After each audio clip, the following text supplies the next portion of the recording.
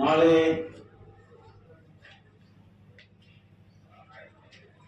December 8ನೇ ತಾರೀಕಿನ ಬೆಳಗಾವಿಯಲ್ಲಿ ಚಳಿಗಾಲ ಅಧಿವೇಶನ ಪ್ರಾರಂಭ ಆಗುತ್ತೆ.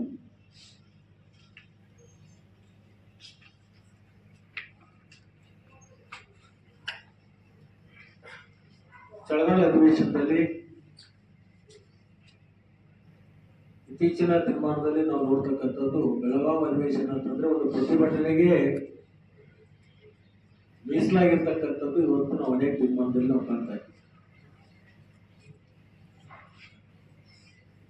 ಉತ್ತರ ಕರ್ನಾಟಕದ ಎಲ್ಲ ಶಾಸಕರಿಗೆ ನಾನು ವಿನಂತಿ ಮಾಡ್ಕೊತೀನಿ, ಈ ಚಳಿಗಾಲದ ಅಧಿವೇಶನದ ಸದುಪಯೋಗನ ನಾವೆಲ್ಲೂ ಕೂಡ ಉತ್ತರ ಕರ್ನಾಟಕದವರು ಮಾಡ್ಕೋಬೇಕು.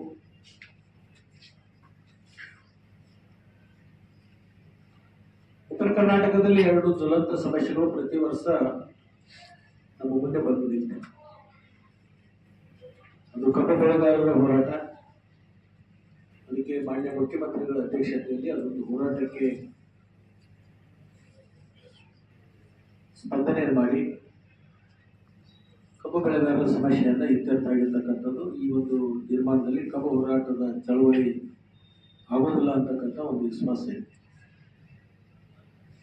ಅದರ ಜೊತೆಗೆ ಬಹುದಿನಗಳ ಒಂದು ಬೇಡಿಕೆ ಇತ್ತು,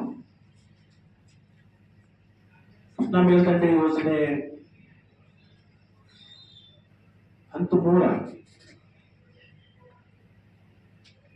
ಸುಮಾರು 1,30,000 ಎಕರೆ ಜಮೀನನ್ನ ವಶಪಡಿಸಬೇಕು. ವಶಪಡಿಸತಕ್ಕಂಥ ಜಮೀನಿಗೆ ಯೋಗ್ಯ ಬೆಲೆ ಸಿಗಬೇಕು ಅಂತಕ್ಕಂಥ ಅನೇಕ ತೀರ್ಮಾನಗಳ ಹೋರಾಟಗಳು ಕೂಡ ಆಗ್ತಾ ಇದೆ.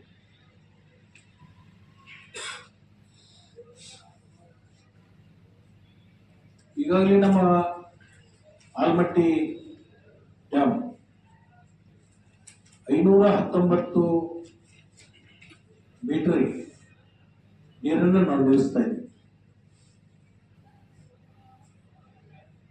ಕೃಷ್ಣಾ ಮೇಲ್ದಂಡೆ 3ನೇ ಹಂತದ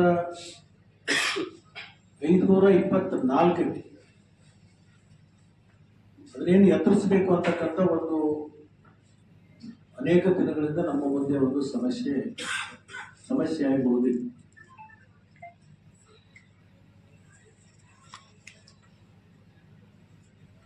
ಮಾನ್ಯ ಮುಖ್ಯಮಂತ್ರಿಗಳು ಮತ್ತು ನೀರಾವರಿ ಸಚಿವರಾಗಿರ್ತಕ್ಕಂಥ ಡಿ ಕೆ ಶಿವಕುಮಾರ್ ಅವರು